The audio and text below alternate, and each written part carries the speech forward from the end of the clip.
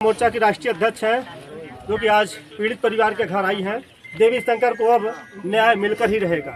अब जितने भी अपराधी हैं, अब उनके घर पर लोग बता रहे हैं बुलडोजर भी चलेगा। कल तो चल गया बुलडोजर, उनके खेत खलिहानों पर जो अवैध कब्जा किए थे, और अब आ चुकी है प्रदेश राष्ट्रीय अध्यक्ष। अब इस पर क्या कुछ कहेंगे, इनसे पूछते हैं। सबसे पहले क्या नाम है भैया आपका? मैं एडवोकेट भीमराव गौतम, संस्थापक राष्ट्रीय सेना। आप लोग के चैनल के माध्यम से जो कि बहुत ही दुखद घटना है। उत्तर प्रदेश के आए दिन दलित उत्पीड़न तेजी से हो रहा है। इसी तरह का घटना हमारे यहाँ पटना अंतर्गत हमारे दलित भाई के साथ जो उसके जला कर हत्या कर दी गई। जितनी निंदा की जाए उतनी ही कम है। और अभी आप लोग के माध्यम से कल मैंने देखा कि जेसीबी चल रही थी और उसमें यह लिखा था कि यहाँ अवैध जमीन थी। तो मैं एसडीएम महोदय जिला प्रशासन से मांग करता हूँ और यहाँ अवगत कराना चाहता हूँ, अगर वो अवैध जमीन पे कब्जा थे इतने दिन से तो आप क्या कर रहे थे? क्या आप इसी दिन का इंतजार कर रहे थे कि हत्या होने के बाद उसको कब्जा फटवाएंगे? तो मैं तो जहाँ तक समझता हूँ कि यह संतोषजनक कार्रवाई है, संतोषजनक।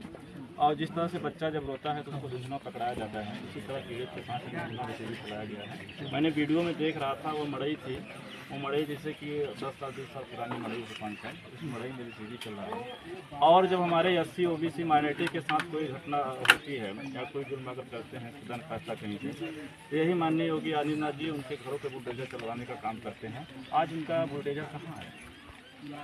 क्यों चुप हैं? तो हम तो मांग करते हैं कि जिस तरह से हर समाज के साथ अगर न्याय करते हैं तो दलित के साथ भी भेदभाव न करें, उसके साथ भी न्याय हो, पीड़ित को उचित मुआवजा दिया जाए और किसी आवंटन उपलब्ध कराया जाए, आवासीय कट्टा उपलब्ध कराया जाए। और मैं अभी देख रहा हूँ पीड़ित के घर जो पक्का मकान नहीं है, आदरणीय प्रधानमंत्री महोदय जी बार बार यहाँ कह रहे हैं कि हम सबको पक्का मकान दे दिए हैं। तो अगर सबको पक्का मकान दे दिए हैं तो लेकिन यह पीड़ित पीड़ित क्यों वंचित है?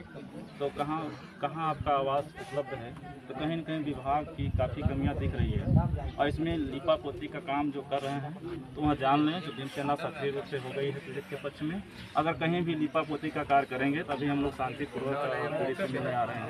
तो बहुत संख्या में आएंगे, हम लोग जन आंदोलन करने का काम करेंगे और ज़रूरत पड़ने पर हम लोग इस पत्र से भी देना चाहते हैं। भीम आर्मी के चीफ चंद्रशेखर रावण जी भी इस मामले को संज्ञान ले लिए हैं, कह रहे हैं कि अब हम उनके घर पर जरूर मिलने आएंगे पीड़ित परिवार से। क्या कहेंगे उस मामले पर आप? देखिए, जो भी समाज से ताल्लुक़ रखते हैं, जो बहुजन समाज के लोग हैं या जो भी समाज के सक्रिय लोग हैं जो समाज से ताल्लुक़ रखते हैं, तो उनकी सहानुभूति है वो जरूर मिलने आएंगे, इसमें कोई बुरा नहीं। एक सवाल और करेंगे, आखिर जो भीमराव अम्बेडकर की जो जयंती थी कल 14 तारीख था, सब जगह पूरी धूमधाम से अम्बेडकर जी की जयंती मनाई गई, और इस गांव में जब भी होता है एक दिन पहले वो घटना घट जाती है, अम्बेडकर जी की जयंती नहीं मना पाते हैं लोग, ऐसा क्यों?